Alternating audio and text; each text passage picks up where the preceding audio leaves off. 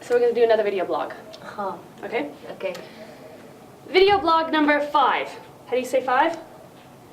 Panj. Panj. Andare. Indari. Panj. Panj. Hi, I'm here with Masuda and with Frishta. Oh, and the other girls have come in. Do you want to come in? Come sit. Come sit. Come sit. Nasranki. All right, they're all coming in today. Well, lots has gone on over the last few days, thankfully, because it's now a 3-day weekend because of Masoud's death. Masoud, of course, being the leader of the Northern Alliance and is very thought after here in Afghanistan. Many people respect him highly, although I've also heard of some atrocities as well that he's conducted. However, 3 days off, so I got a lot of time to spend with the girls.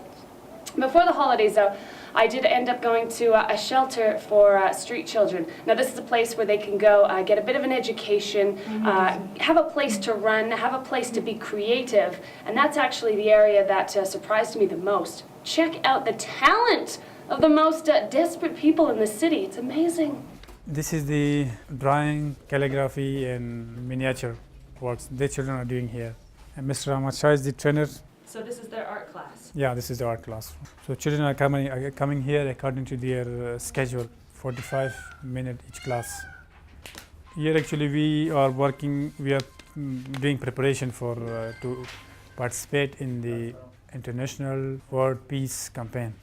Really? So what does that mean? What does that entail? This is working for that regarding peace in the world. And so their portraits will go as an example? The painting will go for an example, and these children will also participate in different campaigns among different NGOs, and also working closely with UNICEF for this project. What else do you use their artwork for? Yeah, we also have some foreigners or visitors are coming here to select, and also we are sending these pictures to the different exhibitions in different places. Is this portrait here, one from the child? Yeah, I think he's 14 ساله 15 ساله است 16 years of age. These are absolutely incredible. Yeah, this is showing the life in villages. And this one? This one is also by a child. He's 11 years of age. 11 years of age. 11 years of age, yeah. There's some amazing artists in here. Do a lot of them want to aspire to be artists? Yeah, most of them. Now, mostly of the children, they have their own painting and art shops. They're doing their own business now. In several international competitions, these children got top 5 or 3rd position. Always they're getting the top positions on international level. My name is Ahmad Shah Marufi. شما خودتان مشاهده میکنین که اطفال ما را با دیگر مؤسسات هنری شما میتونین کو را مقایسه کنین و اطفال ما را. Explaining that the children who are, the war-affected children, and they are learning in such conditions without having enough materials and without having enough facilities provided to them. And instead of all these problems and difficulties, these children not only on national level, but also they are well known on international level as well. So this is, if you compare the work of these children with the work of other children who are learning in other organizations or national or international level. So these children stands always on top. So this is what you can say the improvement. You can also decide how he's quite happy with the improvement of the children.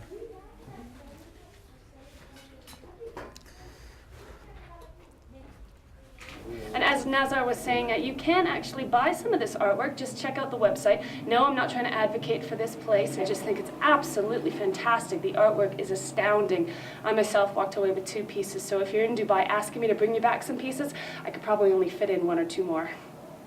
Getting a lot of emails from people asking me about my safety and my security while I'm here in Afghanistan, and rightly so. There is reason to be concerned. Well, we're on our way to film a school in the Wazal Khan area, but there just so happened to be a suicide bomber there this morning, as luck would have it. So we're having to make a massive detour because traffic is absolutely blocked in every direction. I was supposed to be there at 8:30, had to bump the appointment up to 10 now. God knows when I'm going to get there. Apparently a lot has been going on that I've been completely oblivious to, obviously not speaking the language, not being able to understand the radio broadcasts. Jamshed also told me this morning before we left the house, oh, there's a lot of potholes on the road, that just a couple of nights ago, 2 rockets had hit a house only 2 streets away, killing 3. I didn't hear a thing, let alone know about it. So yeah, I guess security is a lot more serious than I had initially thought. Being oblivious to all of this actually does make you feel a bit more comfortable. Kind of wish I hadn't known about the rockets. Although please do keep in mind that being in the wrong place at the wrong time can happen anywhere in the world, especially if you're a frequent driver of Sheikh Zayed Road in Dubai. Well, speaking about driving down Sheikh Zayed Road, I managed to see my first accident here in Kabul. Surprised I haven't seen more of them. The driving here is talent, at least. My name is Hasina Sherjan, and I'm the President and Country Director of Aid Afghanistan for Education. Thank you. She's trying to hand me my notes. Aid Afghanistan for Education is actually an organization that tries to help accelerate learning for women throughout Afghanistan. Of course, none of them could go to school under the Taliban, so Hasina has developed an approach where you can actually learn about 2 years worth of education in 1 year. Thus those that lost all those years of education under the Taliban can now advance to the level that they should be at for their age. Well, I came back to Afghanistan in 1999, trying to convince the Taliban to reopen the girls' schools. But of course I failed in my meetings, and that didn't go very far. So I decided to do something before I left. I was only here for 2 weeks, and I established some underground programs for girls who were not going to school, for about 250 girls in the teachers' homes.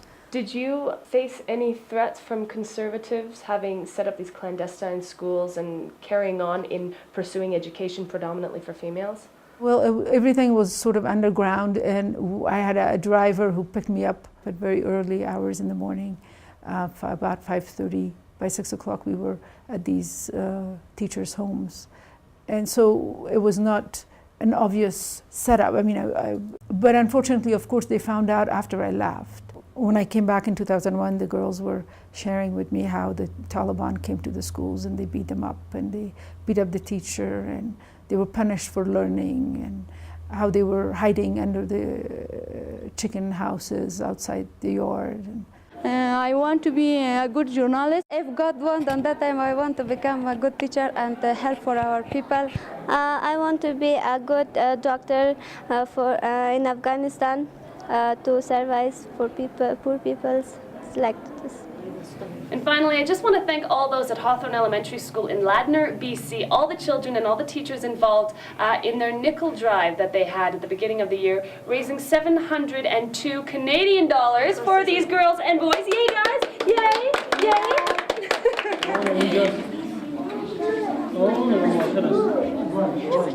It went to buy all these kids school shoes for the new school year. So, tashakkur, tashakkur. Tashakkur. Tashakkur. Thank you. Thanks.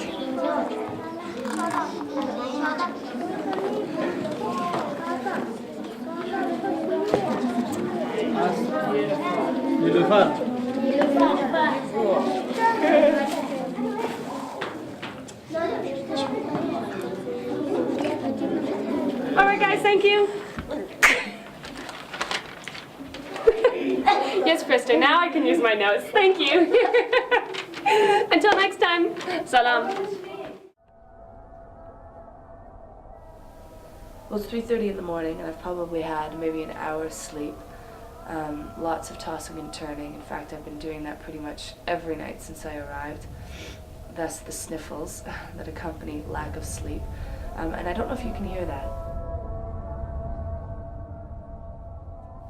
It's the sound of the azan. Of course, it's Ramadan right now while I'm in Afghanistan. And I'm not quite used to the sounds yet.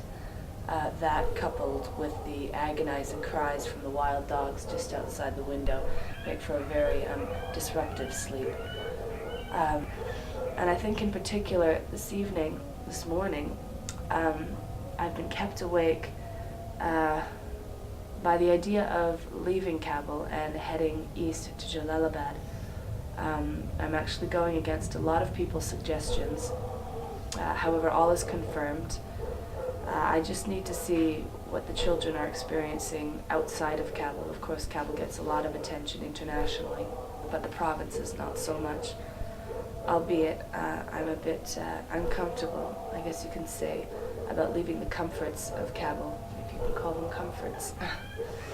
But for now, I just wish those dogs would stop barking. Of course, a good night's sleep would certainly help with the mindset. Oh.